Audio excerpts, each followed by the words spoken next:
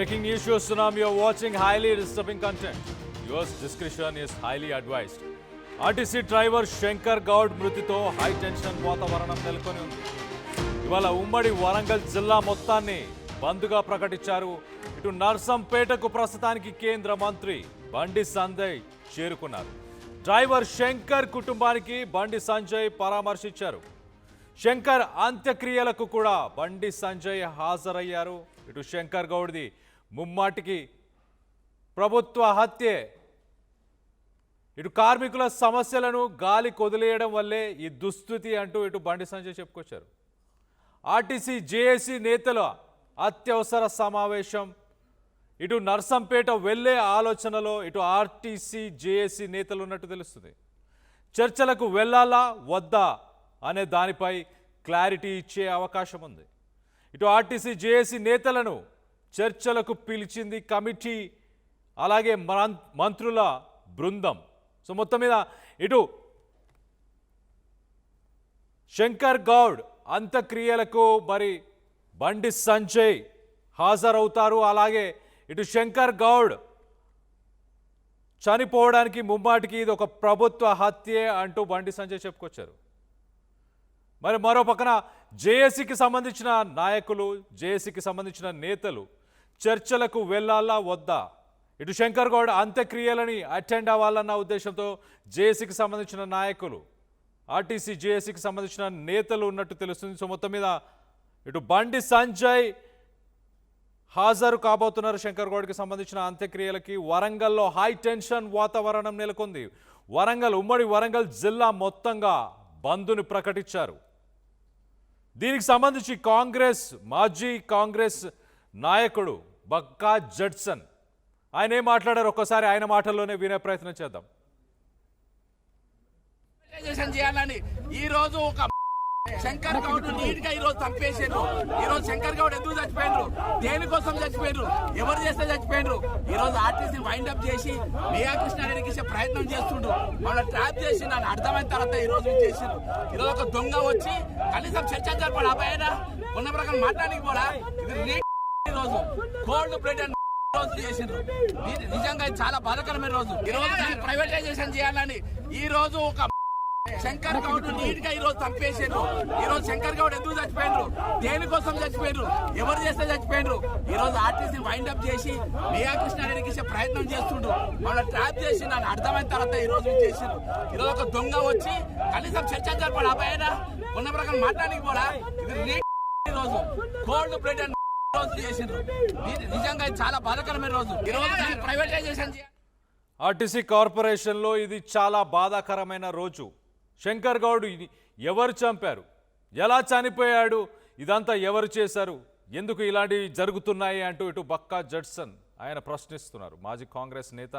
So మొత్తం మీద ప్రభుత్వ వైఖరి వల్లే ఇలాంటి ఘటనలు చోటు చేసుకున్నాయంటూ ఆయన చెప్పుకొచ్చే ప్రయత్నం చేశారు. మరో పక్కన ఇటు శంకర్ గౌడ్ నిన్న గ్రీన్ ఛానల్ ద్వారా హైదరాబాద్కి తీసుకొచ్చి శంకర్ గౌడ్కి ట్రీట్మెంట్ చేద్దామని ప్రయత్నం చేస్తున్న సమయంలోనే శంకర్ గౌడ్ చనిపోయాడు.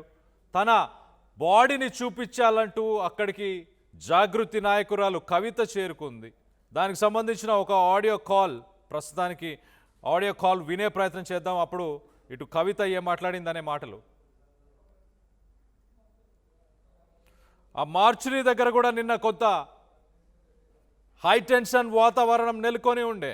ఇటు బాడీని చూపించడానికి అధికారులు నిరాకరించారా, ఇటు కవిత ఏం మాట్లాడింది ఒక్కసారి వినే ప్రయత్నం చేద్దాం.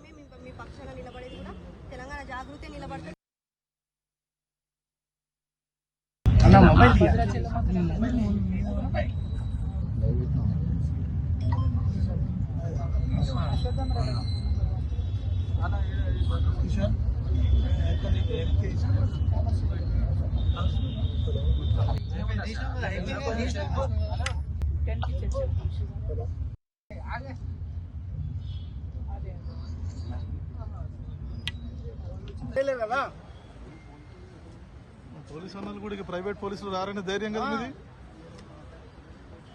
ఇబ్బందులు వస్తాయి, మీరు అవమానపడతారు. మేమే మీ పక్షాన నిలబడేది కూడా తెలంగాణ జాగృతి నిలబడతాం. మీ పక్షాన మేమే కొట్లాడతాం.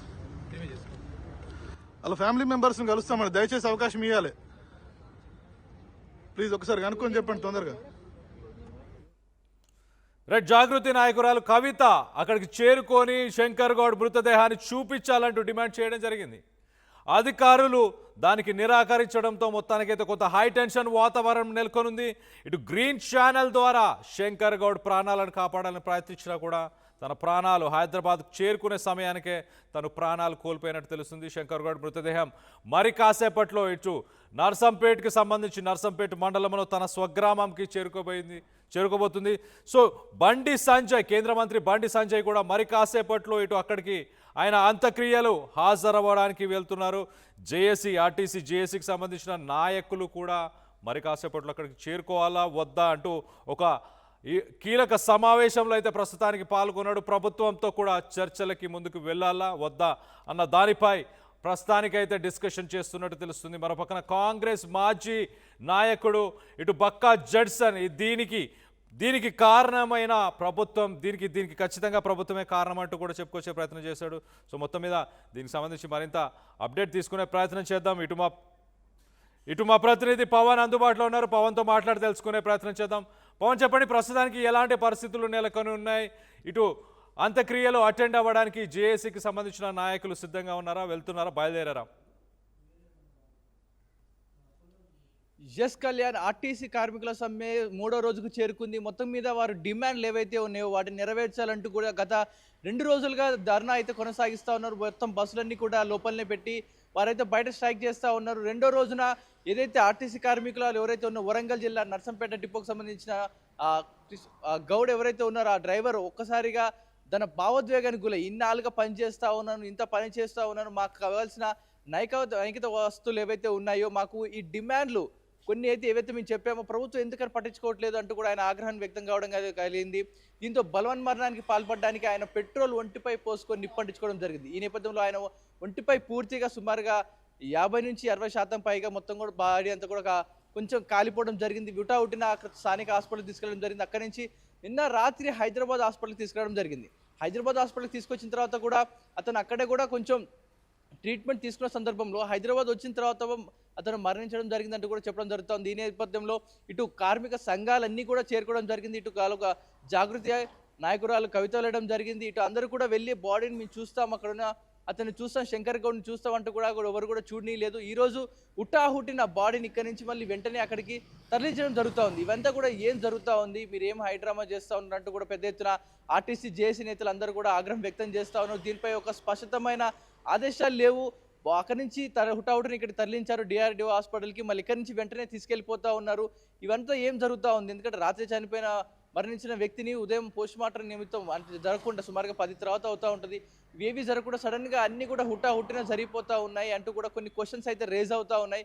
ఇప్పుడు పెద్ద ఎత్తున వరంగల్ అచ్చంపేటలో పెద్ద ఎత్తున ఉధృత వాతావరణం నెలకొనింది. ఎందుకంటే ఇటు బస్సులన్నీ కూడా స్ట్రైక్ చేసి మేము మా డిమాండ్ నెరవేర్చాలి, ఎన్నాళ్ళుగానో పోరాడుతూ ఉన్నాం, మేము బంద్కు పిలుపునిస్తామంటూ కూడా పలుమార్లు ప్రభుత్వానికి హెచ్చరించినా కూడా పట్టించుకోవడం లేదు అంటూ కూడా పెద్ద ఎత్తున ఇటు కార్మిక సంఘాలన్నీ కూడా వారి గలం విప్పడం జరిగింది. ఇప్పుడు ఏకంగా ఒక ప్రాణమే కోల్పోవాల్సి వచ్చింది. అయితే రేపో ఎల్లుండో బస్సులు ఓపెన్ అవుతాయి. 1 రోజు ధర్నా, 2 రోజులు ధర్నా, 3వ రోజన్నా బస్సులు ఓపెన్ అవుతాయి అంటూ కూడా ప్రజలందరూ కూడా రోడ్లపై ఎదురు చూస్తూ ఉన్నారు ఆ బస్సుల కోసం. కానీ ఏకంగా ఇప్పుడు ఒక ఆర్టీసీ డ్రైవర్ ఏకంగా చనిపోవడంతో ఇటు తెలంగాణ ఉద్యమం సమయంలో కావచ్చు, మిగతా ఉద్యమం సమయంలో కావచ్చు, ఎవరైతే పెట్రోల్ పోసుకొని మరణించారో ఆ తర్వాత ఉద్యమం మరింత బలోపేతం జరిగింది. పెద్ద ఎత్తున ఆ ఉద్యమం ముందుకు సాగడం జరిగింది. ఇప్పుడు ఆర్టీసీ కార్మికులు కూడా అదే చేయబోతున్నాం అంటూ కూడా చెప్తా ఉన్నారు. పెద్ద ఎత్తున ఇక్కడ ఉన్న ఆర్టీసీ కార్మికులు, జేఏసీ నేతలు అందరూ కూడా వరంగల్కి బయలుదేరుతాం, ఆయన అంత్యక్రియలు కాదు, అంత్యక్రియలో ఒక సముద్రం, ఒక తుఫాన్ వస్తే ఎలా ఉంటుందో ఆ విధంగా ఉధృతంగా ఈ ఉద్యమాన్ని ముందుకు తీసుకెళ్తామంటూ కూడా చెప్తా ఉన్నారు. పెద్ద ఎత్తున ఇక్కడ నుంచి కూడా లీడర్లు అందరూ కూడా ఇటు వరంగల్కి ప్రయాణం అయ్యారు. మరి కాసేపట్లో అక్కడ అంత్యక్రియల కార్యక్రమం కూడా అందరూ కూడా హాజరవుతామంటూ కూడా చెప్తా ఉన్నారు. ఇటు కేవలం అలా డిమాండ్స్ ఏవైతే ఉన్నాయో మాకు వాళ్ళు చెప్పుకున్న ప్రకారం మాకు ఎలక్ట్రిక్ బస్సుల విషయంలో కావచ్చు, మరికొన్ని విషయాల్లో కావచ్చు, వారు అనుకున్న దానిపై 30 డిమాండ్లపై సుమారు కొన్నిటికి గవర్నమెంట్ యాక్సెప్ట్ చేసింది, కొన్నిటికి వారి చర్చలు విఫలం కావడం జరిగింది. ఈ నేపథ్యంలో ఏకంగా ఒక వ్యక్తి బలవన్మరణానికే పాల్పడాల్సి వచ్చింది, మృతి చెందడం జరిగింది. మరి దీనిపై ఇంకా ప్రభుత్వం ఎందుకని యాక్షన్ తీసుకోవట్లేదు, ఎందుకని ఇంకా ముందుకు రావట్లేదు? ముందుకు వచ్చి ఇకనైనా మీరు ఈ ఉద్యమాన్ని ఆపండి, ఏవైతే మీ డిమాండ్లు ఉంటే మీరు నెరవేర్చమంటూ కూడా ఏది చెప్పకుండా ముందు మందకొడిగా సాగిస్తూ ఉన్నారు. ఇటు నల్గొండలో కూడా ఒక ఆ ఆర్టీసీ డ్రైవర్ పెట్రోల్ పోసుకొని బలవన్మరణానికి పాల్పడడం జరిగింది. ఇటు ఆయన కాలిన గాయాలతో ఆయన హాస్పిటల్ చికిత్స పొందుతా ఉన్నారు. ఇది ఇలాగే కొనసాగితే మరికొన్ని రోజులు కనుక ఇది ఇలాగే కొనసాగితే అందరం కూడా ఇలాగే చేస్తాం, మేము అందరం కూడా ప్రాణ త్యాగానికి కూడా సిద్ధంగా ఉంటామంటూ కూడా పెద్ద ఎత్తున ఆర్టీసీ కార్మికులు జేసీ నేతలు అయితే వారి గలం విప్పి పోరాడతామంటూ కూడా చెప్తా ఉన్నారు. మరి ఈ నేపథ్యంలో ఇంత జరుగుతూ ఉన్నా ఆర్టీసీ బస్సులన్నీ కూడా వారి బస్టాండ్లో నిలిపివేసి ఇటు ప్రజలందరూ కూడా బస్సులు లేక మెట్రోలకు కిక్కిరిసిపోతూ ఉన్నాయి. దూర ప్రయాణాలు చేసిన వారు ఇటు కొన్ని ఊర్లకు ట్రైన్ సౌకర్యం కూడా ఉండదు. అలాంటి వారు అందరూ కూడా బస్సుని ఆశ్రయిస్తారు. ఇటు బస్సులన్నీ బంద్ అయ్యాయి.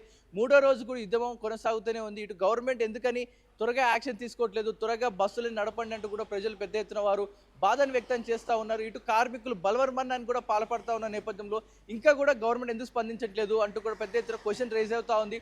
ఇటు ఆర్టీసీ జేఏసీ నేతలు అందరూ కూడా ఈరోజు మృతికి చెందిన అతని దగ్గరికి వెళ్ళి అందరం కూడా మేము మా గలాన్ని విప్పుతాం, ఈరోజు తాడో పేడో తేల్చుకుంటాం అంటూ కూడా పెద్ద ఎత్తున యుద్ధమాన్ని ముందుకు తీసుకెళ్తామంటూ కూడా చెప్తా ఉన్నారు. Kalyan. Right Pawan, thanks for the latest update. మొత్తానికైతే ఇటు ఆర్టీసీ డ్రైవర్ శంకర్ గౌడ్ మృతితో హై టెన్షన్ వాతావరణం నెలకొనుంది. ఉమ్మడి వరంగల్ జిల్లాని ప్రస్తుతానికి బంద్ ప్రకటించారు. ఇటు నర్సంపేటకి కేంద్ర మంత్రి బండి సంజయ్ బయలుదేరారు. డ్రైవర్ శంకర్ కుటుంబానికి బండి సంజయ్ పరామర్శించడానికి అలాగే అంత్యక్రియలను కూడా హాజరవ్వడానికి బండి సంజయ్ కూడా బయలుదేరినట్టు తెలుస్తుంది. శంకర్ గౌడ్ది ముమ్మాటికే ప్రభుత్వ హత్యే అంటూ ఇటు బండి సంజయ్ చెప్పుకొచ్చారు. కార్మికుల సమస్యలను గాలికి వదిలేయవద్దు, ఆ గాలికి వదిలేయడం వల్లే ఈ దుస్థితి వచ్చింది అంటూ ఆయన కామెంట్ చేశారు. అలాగే ఆర్టీసీకి సంబంధించిన జేఏసీ నేతలు అత్యవసర సమావేశంలో పాల్గొన్నారు. నర్సంపేట వెళ్లే ఆలోచనలో ఆర్టీసీ జేఏసీ నేతలు ఉన్నట్టు తెలుస్తుంది. మరో పక్కన మాజీ కాంగ్రెస్ లీడర్ బక్కా జడ్సన్ ఇది ఖచ్చితంగా ప్రభుత్వం తీసుకున్న డెసిషన్స్ వల్లే ఇలాంటి ఒక దుస్థితి వచ్చిందంటూ ఆయన కూడా మాట్లాడారు. ఎవరు దీనికి రెస్పాన్సిబిలిటీ తీసుకుంటారంటూ కూడా ప్రశ్నించారు. మరో పక్కన జాగృతి నాయకురాలు కవిత కూడా నిన్న మృతదేహాన్ని చూపించాలి అంటూ ఇటు పోస్ట్ మార్టం ఇటు మార్చురీ దగ్గరికి ఆమె చేరుకొని ఆమె అధికారులను నిలదీయడంతో కొంత హై టెన్షన్ వాతావరణం నెలకొని ఉంది. దీనికి సంబంధించి మీరేమనుకుంటున్నారు? ఎలాంటి యాక్షన్ తీసుకుంటే ఇటు ఆర్టీసీ కార్మికులకు న్యాయం జరుగుతుందని మీరు భావిస్తున్నారు? అలాగే శంకర్ గౌడ్ ఘటనలో మీ అభిప్రాయాలు ఏంటి అనేది కింద కామెంట్ రూపంలో తెలియపరచండి.